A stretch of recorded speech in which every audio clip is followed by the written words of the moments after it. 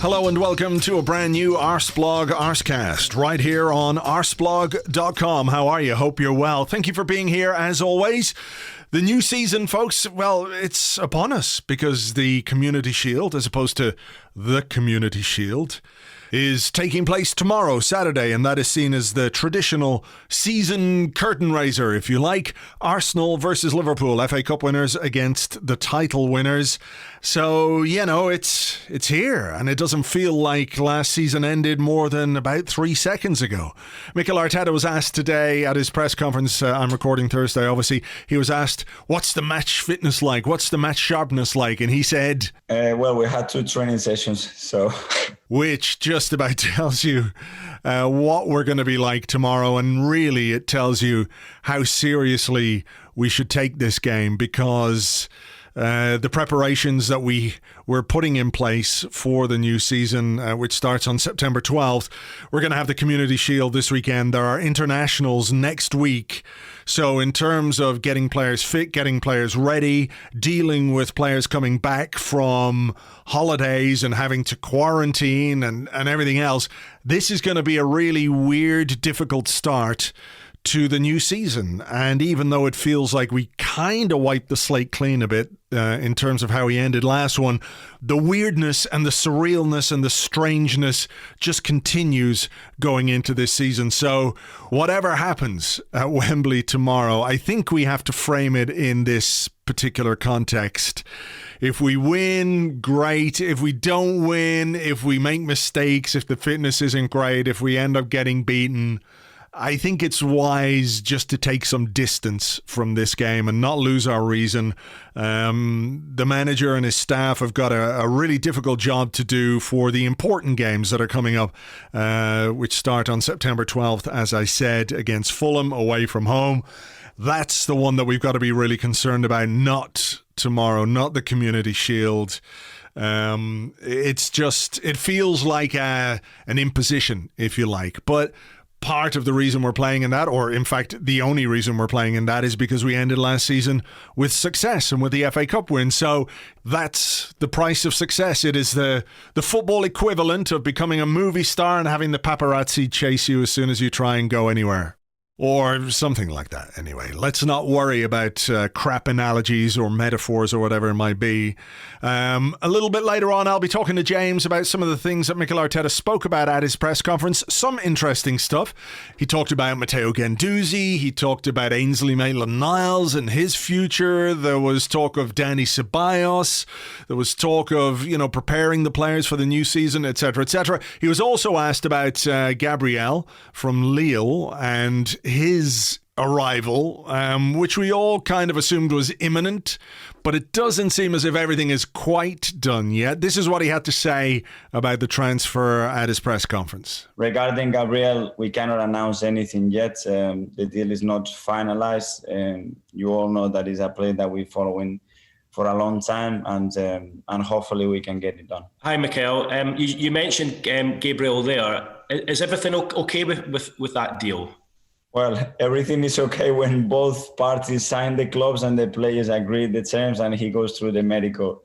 And sometimes that in the last final stages is not as easy as it looks. But again, we are pretty positive that we can do the Which, is a bit of a bummer for obvious reasons, because we all like a new signing. We all want it to be confirmed and everything else. But also because a big part of the conversation I'm about to have with my first guest is based on the assumption that Gabriel is going to sign. I don't think it's a case that it's in doubt. He said he sounds pretty positive, etc., etc.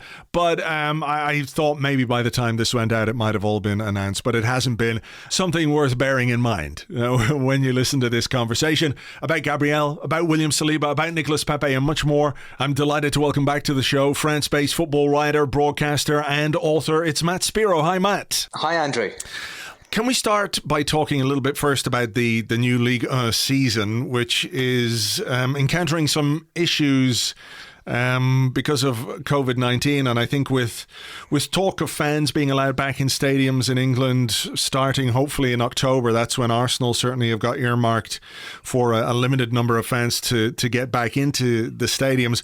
What exactly is happening, and what's the impact it's having on games?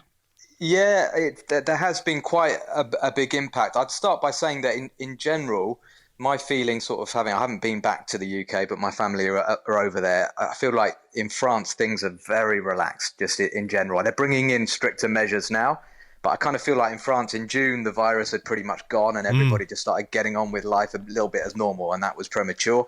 So I think that's reflected a little bit in terms of the football teams and the preparations, and we've been going around a few clubs doing shoots and doing interviews, and some clubs sort of take your temperature before you arrive, but there's not big kind of precautions. The players are not that sort of protected. I think they're going to have to get a lot tighter with that. So basically, a good number of clubs have had positive cases of COVID. What we're seeing a lot at the moment is players being tested positive without actually having any symptoms. So, it's obviously the fact they're doing this testing now every couple of days, that they're picking up a lot of positive cases that I think would have gone undetected otherwise. So in the first weekend, last weekend, we had the opening game was postponed. That was Marseille-Saint-Etienne. Marseille had 5 cases. They've got 3 more this week, so 8 COVID cases. They're supposed to be playing their first game against Brest this weekend. We're going to hear today or tomorrow whether that will be postponed or not. 10 or 12 different clubs all have cases at the moment. So the LFP, the French League, have said if you have 4 COVID cases within the 8 days before a game, then you have to postpone the game. But there seem to be so many games in danger of being postponed that there's talk that they're going to kind of relax that a little bit, which I'm not sure is a good idea. But they're aware of the pressure of having to get games in because already the season's starting a bit late, etc., etc. So, this weekend we've got Rennes, Montpellier, which is under threat. I think there are at least 3 cases at Rennes, and the Marseille game against Brest. So, what with COVID and also PSG deciding they fancied a bit more of a rest after the Champions League, so their game's off this weekend. Right. It's a little bit tricky the start of the season. I mean, is there any correlation between what's happening with the rise in cases? You talked about the relaxation, and I think that's been apparent in, certainly here in Ireland. It's been apparent, I think, in England, where, the initial kind of drama of it all has diminished to an extent. But is there any correlation between what's happening with the players and that relaxation in terms of their time off ahead of the new season? Because I know certainly a lot of Premier League players were away and have gone on holidays and have taken some time abroad, and I'm sure most will have taken a lot of precautions, but it only takes one guy in the group to perhaps asymptomatically, as you say, pass it on to more. Yeah, I think so. I mean, it's been different here because the season didn't restart, so the players were kind of off doing their own thing for several months. They started their pre-season early, so they've been together since July, training. But the measures have been nowhere near as stringent as they were in the Premier League. What we've seen in France is that, particularly in August, because people are not travelling for their holiday, they're not going abroad for their holidays, everybody's kind of flock to the south of France or to Brittany in the west. And so that's why, in particular, we've had Marseille, Nîmes, Nice, Montpellier. They're all struggling because, Marseille is a red zone. So it's difficult because the players they're not living in isolation.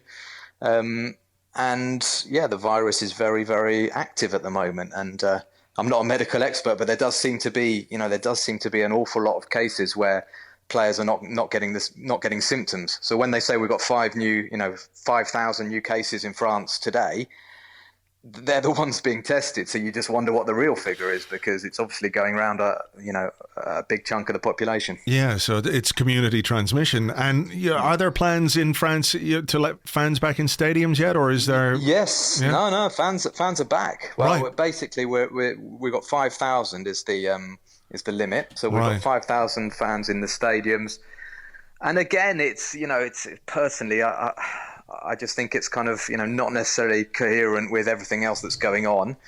We saw in the cup finals fans quite grouped together and not necessarily wearing masks. The Ligue matches last, I commentated Lille against Rennes, and I thought it looked quite good because we had 5,000 fans, albeit in a big stadium, but there was a lot behind one goal and along one side, so the TV kind of saw that quite well, and they were spaced out, and it was it was nice to see supporters in there, and they're doing a kind of mixture of real crowd noise and sort of piped in noise. So it kind of feels like there's a really good atmosphere, but it's not quite real. It's a bit more real than the totally fake, but slightly more real. Okay, well, look, we'll see how it goes. And obviously, the fact that it's starting up ahead of some of the other leagues it'll be interesting to keep an eye on how it goes and how things go there, and whether it might, we might see some of the same issues in terms of the Premier League. Let's talk about two defenders. One who we believe is going to be signing for Arsenal, one who has signed for Arsenal. Well, he signed for Arsenal last season and spent that season on loan at his former club Saint-Etienne, is William Saliba. He played his first game for the club this week in the friendly against MK Dons. It's obviously way too early to make any kind of judgment about the kind of player he is, but I'm just curious about what sort of a season he had last season at Saint-Etienne. Clearly, the decision to leave him there on loan was to let him play regularly and to develop. Was there that kind of development in his game? Was it a kind of season that he could build on?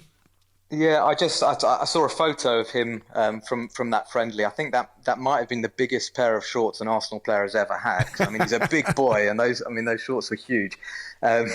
He had a difficult season because of injuries. He had a bit of a groin problem, and then more seriously broke metatarsal. That hampered him a lot. So it wasn't ideal in that respect. Arsenal and obviously Saint-Etienne and Saliba would have liked him to play more, but I think he's a year older. He's had another year in Ligue 1, albeit not a complete season. But he continued to look the part when he did play this season. I mean, I saw a few of the games. One game really sticks with me because it was the cup semi-final against Rennes. Where I was particularly attentive to his performance, and in the first sort of 5 or 10 minutes, he conceded a penalty. So I thought, oh God, it's David Luiz Mark II. No, I didn't, but it was he kind of left his foot in and tripped the guy up, and Rennes took the lead. And I just thought what was interesting is that as the game went on, his presence in the game got bigger and bigger. He defensively was absolutely brilliant, and it was almost like he felt like he had to atone for that error. He ended up being the man of the match. Saint-Etienne got back to 1-1, and in the last minute, Saliba surged sort of forward from the defence into the midfield, played a good pass to the edge of the box, ball broke to Boudebouz, who scored. So Saint-Etienne won it last minute 2-1, and Saliba was voted man of the match. And I just thought that said so much about this guy's character.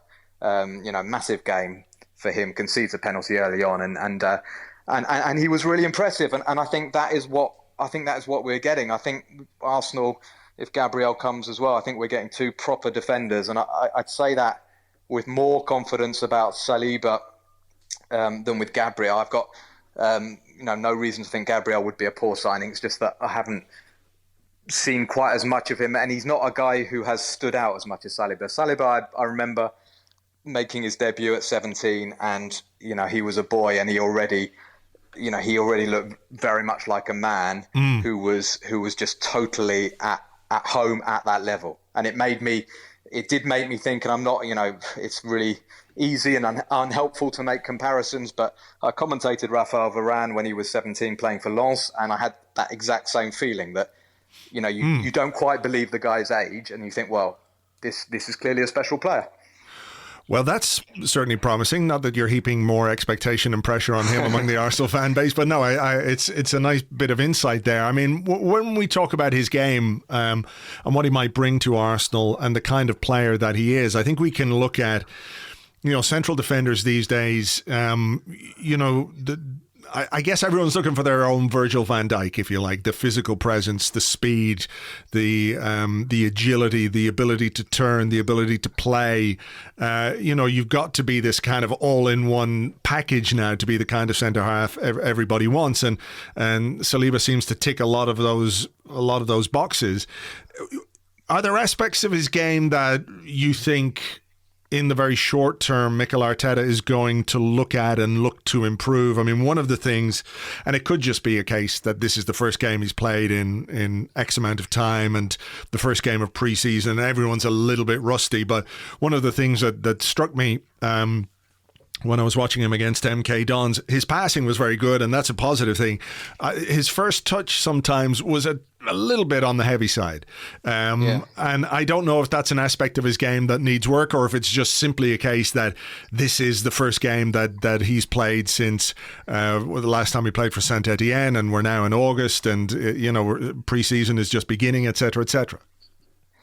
Yeah, I think he'll be all right in that respect. I don't think he has a particular issue there. He used to play as a midfielder. He used to be an attacking midfielder in his youth, and it was sort of the age of 14 or so that he converted to centre back, and even then his coaches say that when we were losing, we just put him either into midfield or up front. So he's a guy who he does have he is quite comfortable on the ball. So I think he'll be all right in that respect. In terms of first few matches and what have you, he is a big, heavy guy. I mean, I don't mean overweight, but just his build is very, very solid. And he has had injuries in the last year. So I'd say initial concerns would be, just sort of getting up to speed. He'll need sort of games in terms of keeping up with strikers on the turn, because, I think he's a sort of player. We saw it with Sol Campbell when he was sort of out, similar sort of build. He took a few games sometimes to get up to speed, and he would sometimes put on a bit of weight when he was injured. I just think it's a case of keeping him fit, getting a few games, and if in the first few games you see him get turned a bit too easily, that might happen. But no, I mean, I think I think in terms of his ball control, his passing, and overall his speed, once he is fit and going, he'll be all right. I think, as with any young player, it'll be a question of concentration. I think the Premier League is relentless in terms of pace and intensity, so that's the other aspect that he will have to get used to.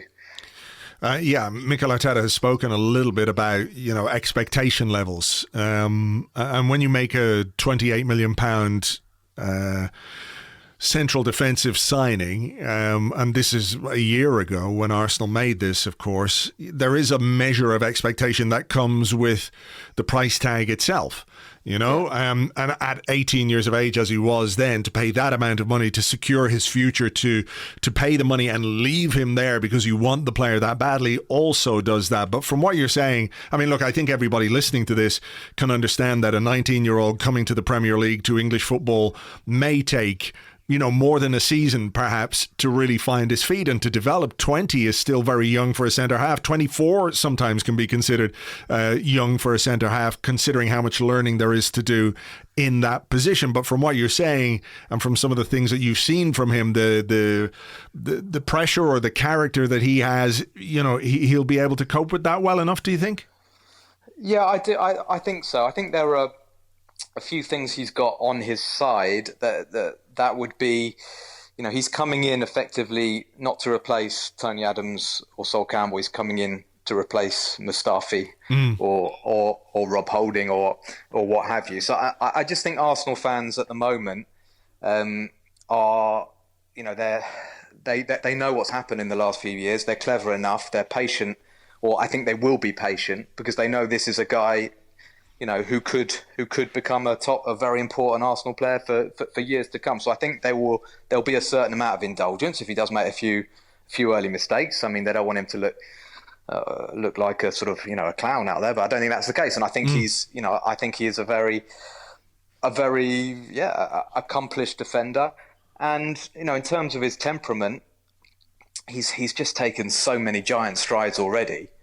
And without wanting to certainly like put Arsenal down, that's the last thing I would want to do. Of course. But I don't think he sees this as the the end. Do you know what I mean? I think he sees this as the beginning, and he talks about wanting to emulate Varane, win Champions Leagues, play for France.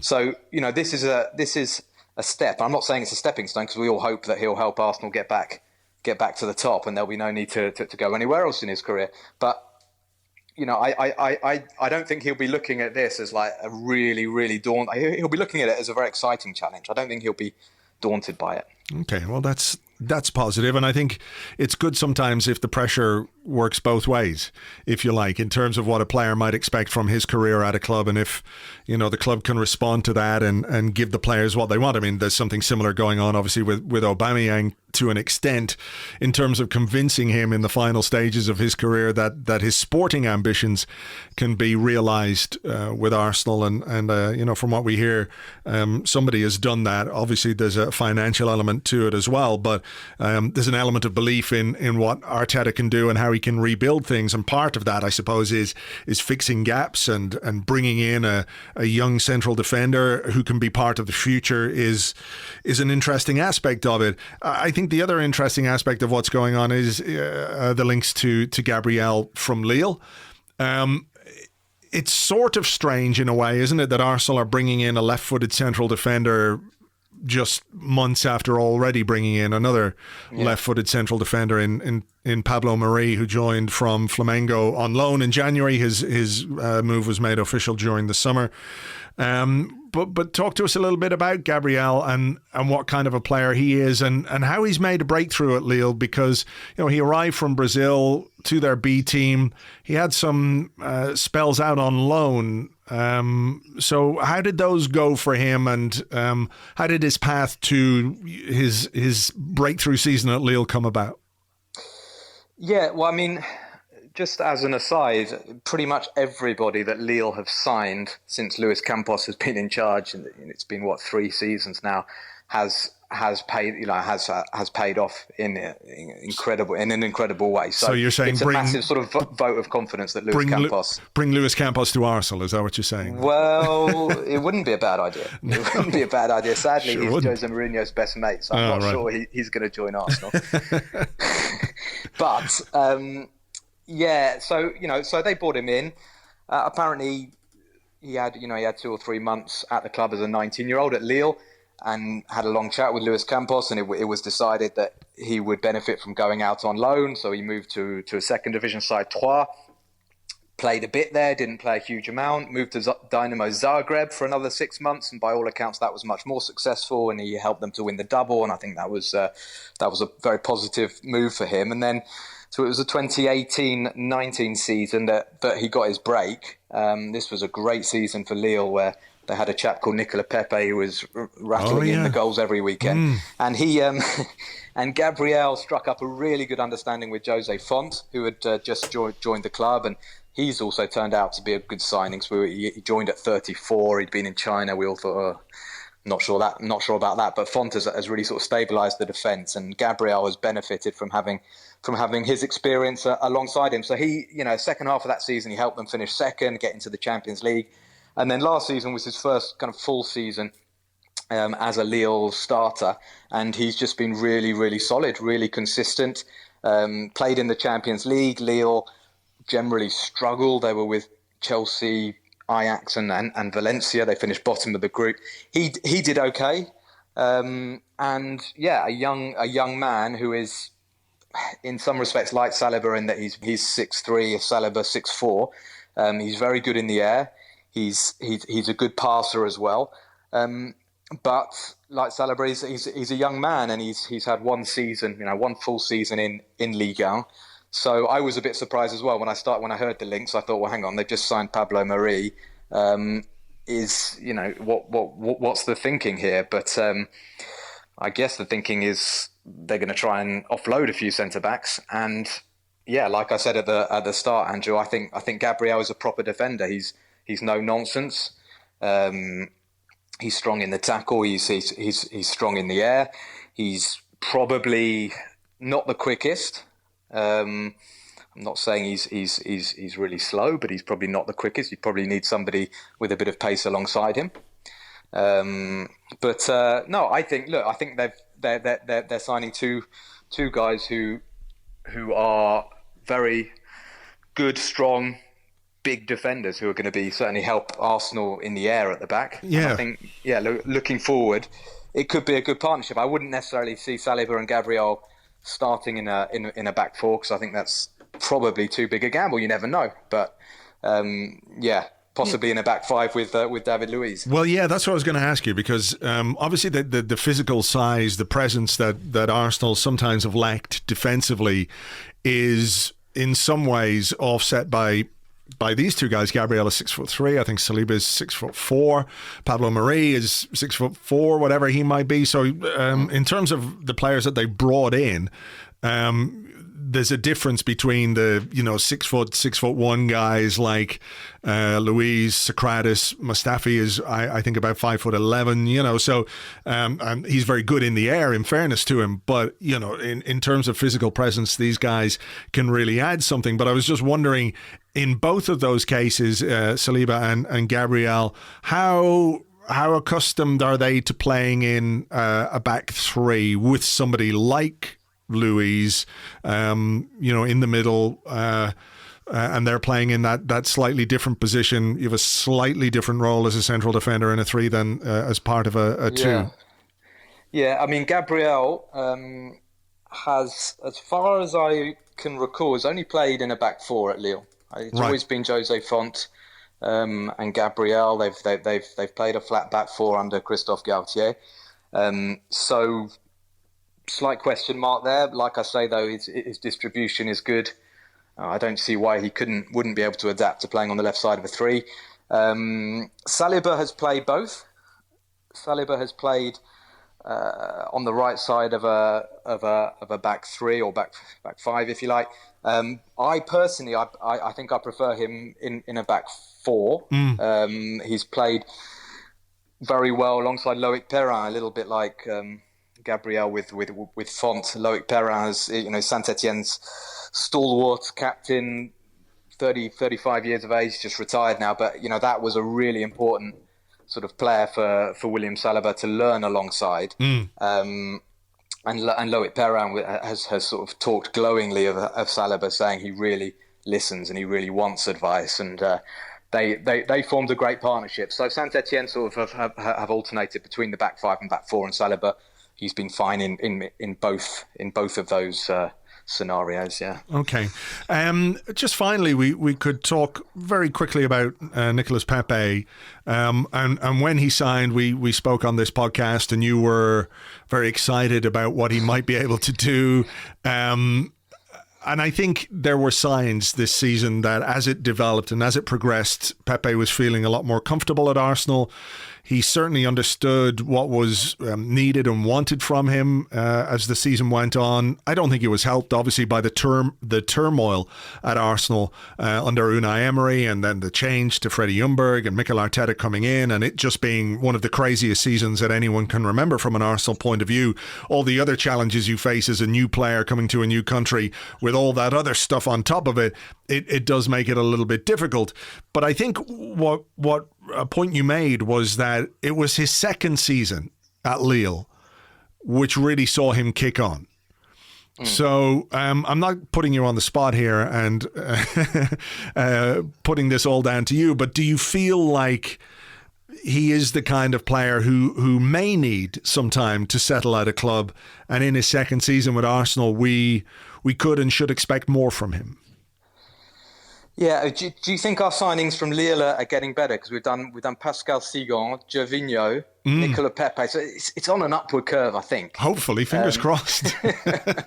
But no, you're right. I was really excited about Pepe last year, and I found it frustrating a lot of the time watching him, just because I know he's capable of doing so much more than he has done. Okay, his stats are all right in the end. He's got 9 goals and 9 or 10 assists, but he honestly is capable of being so much more involved, combining more with his teammates. Now, why hasn't it quite clicked for Nicolas Pepe?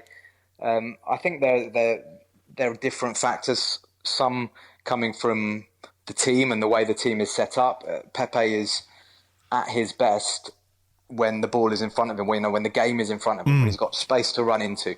And certainly for the first few months under Emery, I just felt like he was getting the ball all the time on that right wing with his back to goal, with two defenders on him, and he'd try a few little tricks, see what he could do, and then he'd pass backwards, and it was just quite infuriating. And I think under Arteta, we've seen in the last few months Arsenal using him a little bit better. But by the same token, I would say that Pepe's disappointed me just in terms of not so much his attitude, but he's just lacking conviction a lot of the time. And he'll go on a dribble or he'll go on a run, and he just won't quite see the action through to the end. And I think that's confidence. We saw when Freddie took over after Unai Emery, he also left Pepe out. Arteta at the beginning left Pepe out quite a lot, and they obviously want a bit more from him on the training ground, a bit more in terms of his attitude and his hunger to make the difference. So I think it's both Arsenal, Arteta, who need to look at how best to use Nicolas Pepe, but it's also up to Nicolas Pepe to really sort of knuckle down, whether that's in training or out on the pitch, sort of making sure there is more end product, because there have been moments this season, his goal against West Ham, there are a couple of other performances where I thought, okay, this is it. Now FA Cup final, I thought he was fantastic. Well, exactly. Yeah. The FA Cup final is I think, what gives me a lot of hope, because he wasn't just, decisive, as they like to say in France, sort of setting up a goal, but he was really sort of getting stuck in. And I think, the defensive side of his game has definitely improved. I think it was pretty awful probably at the start in terms of coming back and helping the fullback. I think he does that a lot more now. So, again, that's something that Arteta is going to be working on with him, his discipline off the ball. But the key is to get him running forward with the ball, running into space. That is where he can just destroy teams. And yeah, I'm confident, Andrew. I was confident a year ago, but I'm still confident. And I think going back to what I said about the Arsenal fans these days, because they get a tough time. We get a tough time in the press for being demanding or spoiled or what have you. But I think things are changing, and a lot of Arsenal fans, they recognise Pepe's talent and his ability, and I think they're behind him, and they know that if he can get that confidence, and if the team can play to his strengths more, then we could see a really good season from him. I suppose, the other thing just finally is the difference in how he is being asked, or how he was asked to play at Arsenal versus how he was asked to play at Lille. Like it is quite different. When we think about Arsenal now, we want to think about a team that dominates possession and is more in control of games than we've been in recent seasons. But that sort of comes at odds with a team that's set up to counter-attack in the way that he was so effective with Lille. Yeah, and I think I did mention that last year as a sort of caveat that he was so good at Lille because they defended in numbers and then used Pepe to counter-attack. What I also expected and I haven't really seen, I really thought on the pitch he'd strike up a great understanding with Lacazette and Aubameyang, partly because of the French, but also the kind of personalities of the three of them. And we've sort of seen, when the three of them play, I just feel like that Lacazette and Aubameyang they have that connection and they combine a lot more, and we don't really see Pepe getting that involved in that. And I think he's got it with Aubameyang. I think there have been times this season where he has delivered for Aubameyang and vice versa, maybe. But I agree with you. I don't think we've seen it so much with Lacazette. Maybe that's the way that Lacazette is being asked to play in the system that we were using towards the end of the season. But I do feel like there was something building there between Aubameyang and Pepe.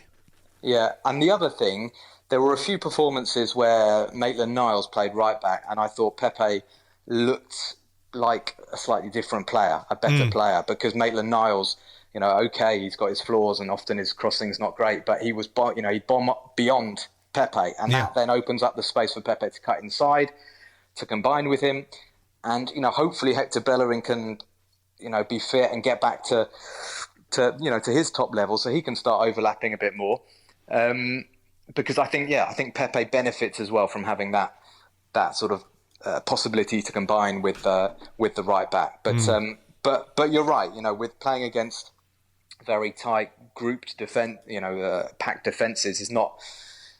Well, it makes it hard for all attackers, but in particular for somebody who relies a lot on his pace, like Nicolas Pepe. But that's something that Arteta needs to work on, and I think you can still create those spaces by being good at pressing, high up the pitch, and then when you get that transition and the team doesn't have loads of defenders, the opponents don't have lots of defenders back, that's where you can use Pepe's speed. Okay, well, look, we've got things to look forward to, and despite some concerns that some of the age profiles of a couple of signings and a couple of people staying might be a little bit the other way, when you're looking at Saliba, Gabriel, Pepe still coming into their primes, hopefully Arsenal can find the right balance. And look, no doubt we'll catch up with you again during the season, but for now, Matt, we'll leave it there. Thank you very much.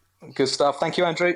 Thank you to Matt. You can find him on Twitter at Matt Spiro, And if you're looking for some reading material, I do highly recommend the book that he brought out earlier this year. You might remember he was on the Arsecast talking about it, called Sacre Bleu, Zidane to Mbappe, A Football Journey. A look at the ups and downs of France and French football between 1998 and 2018. And of course, a lot happened in that time period. So if you're looking for the definitive version of what went on in French football there, do check out Matt's book. As I said, it's called Sacre Bleu, Zidane to Mbappe, A Football Journey. You can get it from your local independent bookstore. They'll be happy to order it for you. Or if you want to get it directly from the publishers, just go to bitebackpublishing.com. That's bitebackpublishing.com. Okay, joining me now on the Arsecast for some midfield Mikel Arteta press conference chat is James. Hello, James. Hello, mate. How you doing? I'm all right. We heard from our manager for the first time in a few weeks.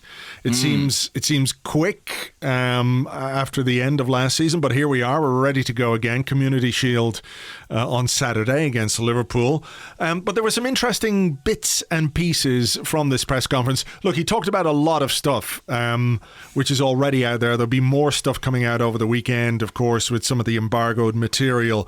There was stuff about COVID. There was stuff about transfers, Gabriel not being signed yet. But I thought we might just focus on the midfield bits and pieces that he talked about. The first one I want to touch on is Ainsley Maitland-Niles, who, as we know, is sort of half in, half out in terms of the rumours anyway. And we've had a bid turned down, or bid from Wolves that we turned down. But it was quite interesting to hear Arteta talk about Maitland-Niles. He says he's a player since I joined, I said I really like. The best way to show that is I've played him in the most important games of the season and he responded really well. So that's where we are with the player. He goes on to talk about how he's happy to talk to a player about his career, etc., etc. So does it feel a little bit to you like he's trying to convince Maitland-Niles that his future is here, and maybe Maitland-Niles has got an offer from somewhere that's very tempting, and he's just trying to, publicly put a little bit of pressure on him and say, look, I showed this faith in you, and that's what I think of you. Maybe. I mean, I feel like... the noises we're getting out of Arsenal is that obviously they've turned down the bid for Maitland-Niles, but maybe that there is a price that they would be prepared to see him go at. Clearly, from Wolves' perspective, they're looking at him. They're about to sell Doherty, aren't they, to Tottenham, who's their right wing back, and Maitland-Niles, I think, would presumably fill that spot for them. I look at these quotes and I kind of think, I read the section about, we're happy to talk to players, to listen to what they are feeling at every stage of their career. And it feels like it's kind of putting the ball in his court. It's sort of saying, well, if he goes, it's because he wants to go. It's not because I necessarily wanted him to go, which I think, given the way Maitland-Niles played towards the end of the season, makes a degree of sense, and also is probably a smart way for Arteta to position himself. Their quotes didn't leave me thinking, I think he's going to stay. I still got the sense that there was that sort of wiggle room there, that if the right price is met, he'll go. What did you think? Yeah, I thought it was maybe a little bit of a, look, I like you. I've played you in the FA Cup semi-final. I played you in the FA Cup final. This this is not just a way for me to show you that I like you. It's because, you don't pick a player for a cup final just to sort of try and convince him to stay for next season. You don't do that. You do it because you genuinely believe in the player. So I think there is an element of that. I wonder as well, as we move on to, we'll move on to other things, just... when we listen to managers in press conferences and when we hear the things they have to say, at face value, things can mean one thing. I wonder, is there a need maybe to read between the lines when it comes to some of the things that he says and many managers say, in the sense that it's like, well, we're not going to say we don't like Maitland-Niles. We're not going to say we want to get rid of him. We've turned down an offer that we think is not good enough from Wolves, so we're going to talk up the qualities of the player in order to extract the maximum value from him, in a way. I think that's absolutely right. Like I said, I think there is a bit of positioning going on, and maybe even a bit of negotiating too. I would like Maitland-Niles to stay, but I think all the momentum has been towards him leaving, and I think if Wolves come back with another 5 or 10 million quid, I think that is probably what will happen. And actually, my overriding feeling listening to Arteta today was that he was kind of playing everything pretty close to his chest. He was kind of keeping his options open on almost everything he said, which I think says something about the vagaries of the transfer market and the fact that so many deals and so many players' futures are kind of in the balance right now. Yeah, one of the other ones is Matteo Guendouzi, a guy who didn't feature at all towards the end of last season. We know he didn't make the squad. He didn't make the cup final. He missed out on Wembley. He missed out on a medal. He missed out on the occasion. And, until today, I don't think anybody would have said there is a future for him at Arsenal. But after what Arteta said at his press conference, it feels perhaps, on the one hand, like the door might be open to him. He says he's spoken to him during the off-season, and he says, telling him exactly that he's going to be part of the first team squad. And at the moment, he's like any other player. He deserves to be treated like exactly the same, and I will do that, blah, blah, blah. And he talked again about this idea that, everybody starts from zero all the time in football. What you did 2 weeks ago or 2 years ago doesn't matter. It's what you're able to contribute to the team now. So then, on the one hand, you're going, well, this is perhaps expedient because the market is difficult. And here's a decent young player that we, might want to keep. And maybe he's learned his lesson. Maybe he grows from this. Maybe he becomes a better player, a better person. And I've given him this chance and he feels grateful to me and the team. And we get a much better Matteo Guendouzi. But at the same time, maybe it's just like there's no offers from Matteo Guendouzi, Yeah. I do wonder about that. I mean, he was the kind of big hope in terms of producing some revenue for us this summer.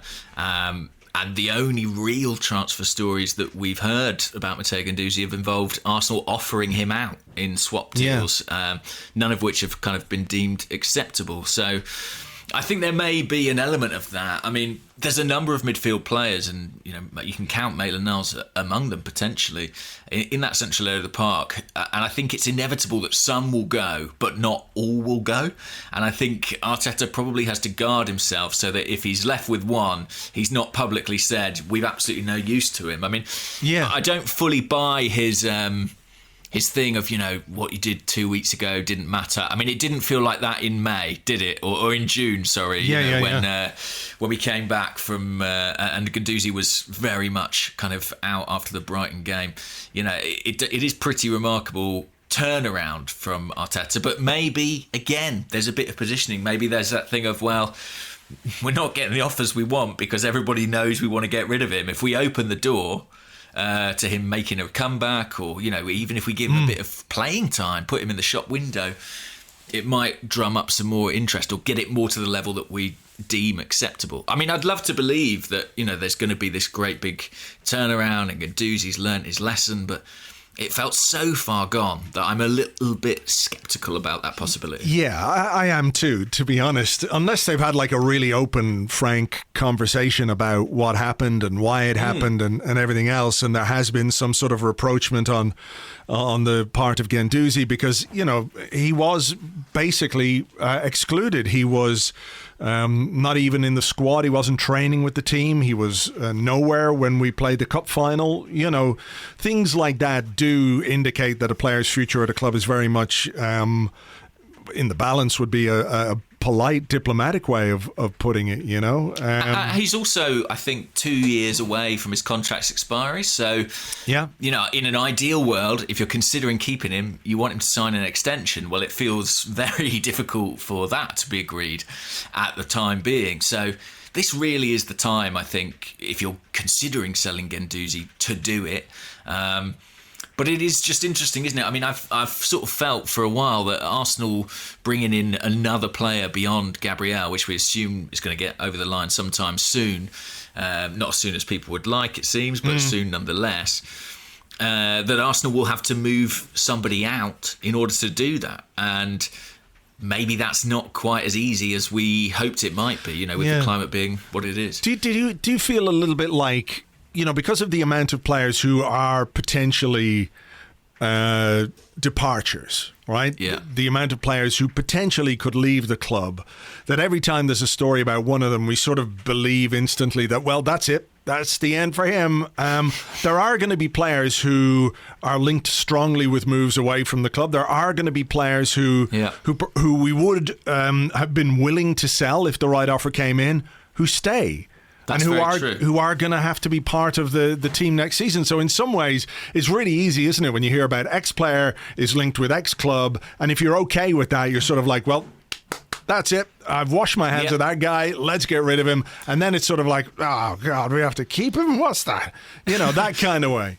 Of course, and that's why the manager's going to be a bit non-committal. I mean, I'm reminded of when he was asked about Alex Lacazette's future, you know, during the sort of run-in last season, and he kind of said, well, you know, it's a conversation we need to sit down and we need to have, and he didn't really say one way or the other what he felt about it, and that's because he's one of those players that Arsenal would potentially sell if the right offer came in. But you could probably apply that to about 70% of the squad, to be honest with you. Yeah. But Arteta can't afford to go around burning bridges and saying, no, we actually want rid of that guy, he's no good to us, or, you know, I've completely had it with this personality. So he's in a tricky position because he doesn't know. I mean, when is the transfer deadline? It's in October, right? October the 6th, yeah. He has no idea, really, what the makeup of his squad is going to be come that day, so he can't burn any bridges. Yeah, I mean, the squad for the first day of the season could be remarkably different from the squad, you know, for our fourth or fifth game. I think there's 4 games in the Premier League until the window closes, so you could be looking at very different lineups pre and post transfer window. And to that point, by the way, I know that, you know, some of the younger players in the squad, people who sort of might maybe be looking to get some first team experience, go out on loan. There's a bit of uncertainty at the moment. The club can't really tell them, you know, well, we definitely need you, or you're going to go out. Yeah. And that's, you know, that's the position that they're in. Unfortunately, it is a kind of a bit of a limbo period. I think he did say, you know, nobody's really moved aggressively in the market yet, and things are going to happen. A lot's going to happen between now and October the 6th, which is what we were saying, excuse me, on the Arsecast Extra the other day. That's just a regular cough this time, by the way. Sure, not one of those special coughs. Not one of those special coughs. And we were saying that, like, as the deadline approaches, things will start to heat up. And I think that's kind of what Arteta is looking at and what he's hinting at. He talked about Mohamed Elneny, who's back in the team, scored a cracking goal the other night against MK Dons. And he said, I know him really well. I played with him. He's a positive character. You know, while he's with us, he'll be given all our support in the best possible environment for them to perform as high as they can. And then he was asked, like, do you expect him to stay? And he was like, well, we don't know. The 6th of October is still too far. It's pretty unpredictable to know what's going to happen. And in terms of the tone of voice of that one, it felt a lot more like, well, chances are we're going to, let this guy go. Again, it's about finding the destination, but it didn't seem like this one was like, well, we really want to keep him, keep the price high. He didn't say this sort of, he knows what I think of him, or, there are some sort of telltale phrases. I think you're right. But conversely, I do think that if, I don't know, buyers came in for Guendouzi, Maitland-Niles, Torreira, and they were sort of replaced with, a a top quality of central midfield player.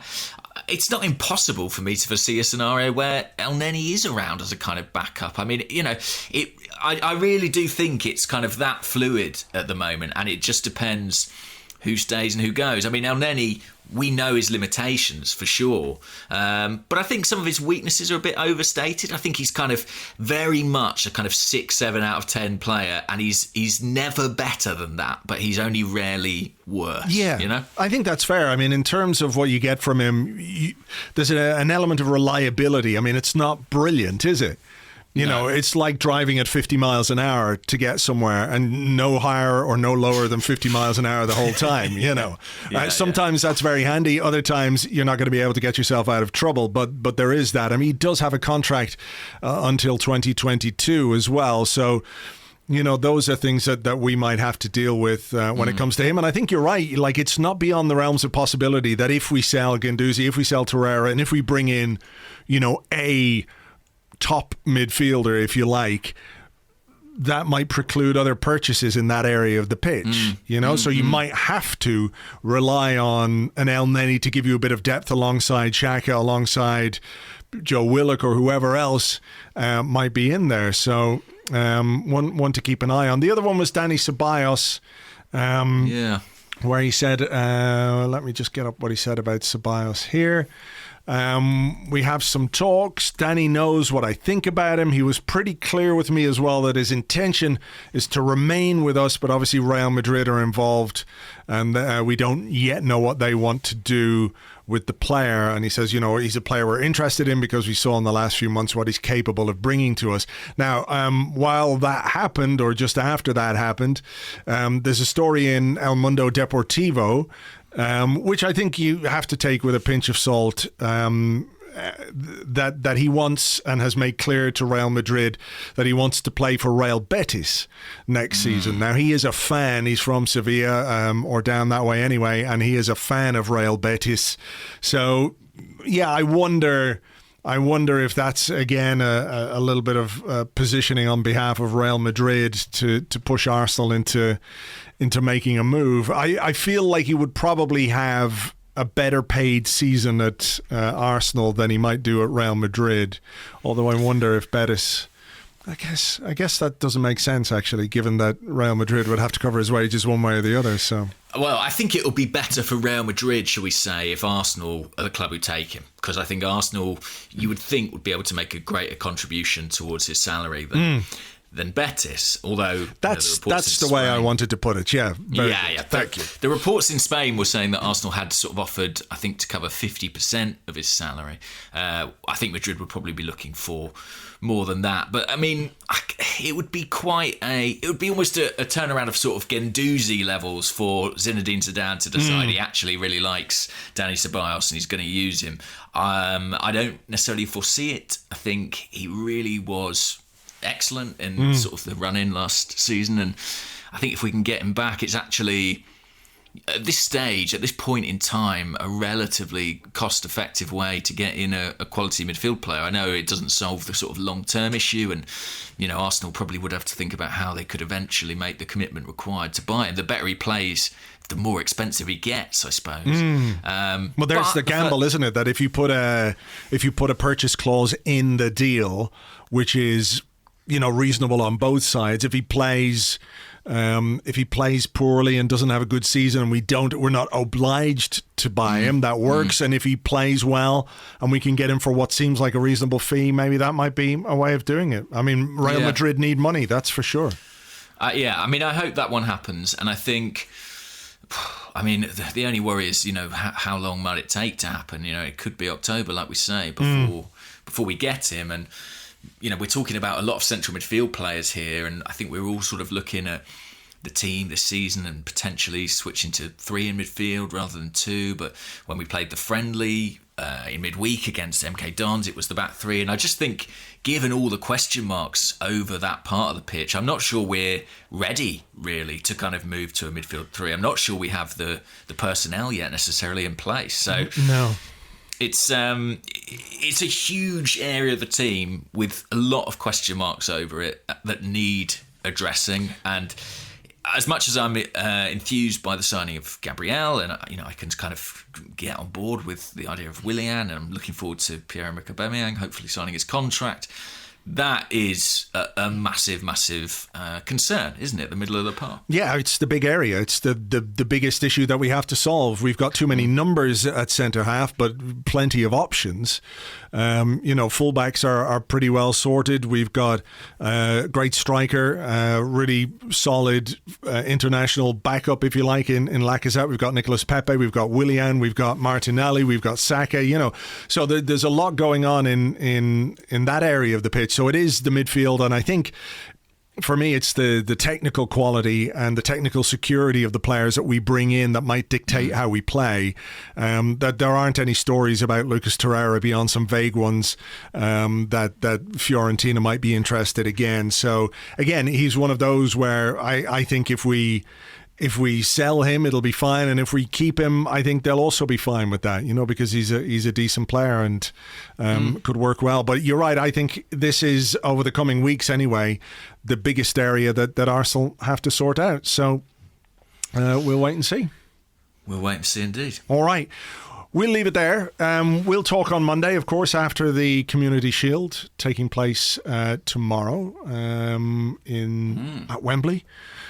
At Wembley, yeah. At Wembley. Are you going? Are you going to be there? No, I won't be there this time. Right. Unlucky, James. Can't win them all. I know. Well, listen, I'll be watching and I will be reporting from my sofa. So, it'll be interesting. I'll be curious to see kind of who gets a run out. Yeah, it will. I've said earlier in the podcast, I don't think it really makes a great deal of difference what happens in this game because it's more a fitness exercise than anything else. But as ever, as fans, we're looking for the things that we can read into and little clues here and there. So maybe we'll get some of those. Anyway, have a good weekend. We'll talk on Monday. Bye-bye. You know where to find James. He's on Twitter at Gunnerblog, in The Athletic, and of course on the Arsecast Extra, which we will have for you on Monday, looking back at whatever happens at Wembley in the Community Shield against Liverpool.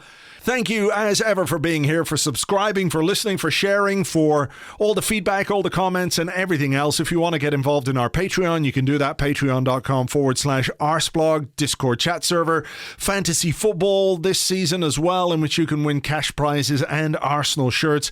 It's Patreon.com/Arseblog. Enjoy the game tomorrow, hopefully. If not, don't worry about it. There are more important games coming up this season. Have yourselves a great weekend anyway. James and I will be here on Monday, as I said. So until then, take it easy. Cheers. Bye-bye.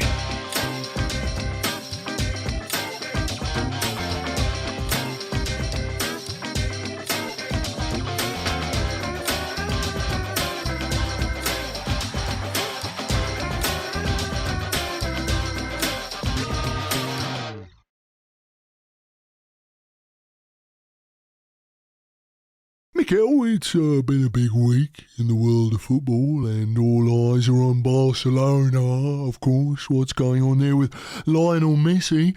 Word is on the grapevine that Arsenal are interested in bringing him to the Premier League. Is there any truth in that? Absolutely. Oh, seriously? Yes. Really? Yes. You're not kidding? We are trying to finalize the deal. That's what I can tell you at the moment. Well, that is very exciting news, Mikel. Do you have any time frame on when it might be done? Well, I don't know. I will make the decision tomorrow. Just one more from me, Mikel. My wife, seriously, my wife was wondering if she could have a picture of you doing yoga, maybe where you're a little bit sweaty. Yes.